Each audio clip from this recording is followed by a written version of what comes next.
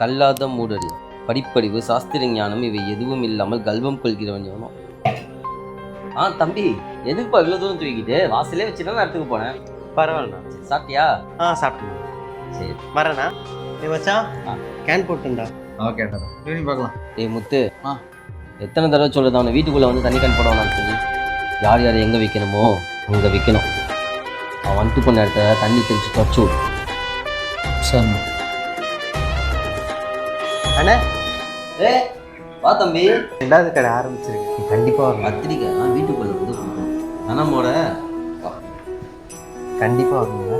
டேய் நிறுத்துறா. அண்ணா, உனக்கு ஞாபகம் இருக்கா? 3 வருஷத்துக்கு முன்னாடி இவன் நின்ன இடத்த கழிவிட சொன்னேன். ஆனால் இன்னைக்கு அவன்கிட்ட காசு பணம் வந்ததுக்கப்புறம் ஆளே மாறிட்டேன். எங்கள் ஜென்ரேஷன் நாங்கள் கரெக்டாக தான் இருக்கோம். நீங்கள் தான் கொஞ்சம் இறங்கி வரணும். தர்மம் அல்லாத ஒன்றை செய்பவனும் மூடனே.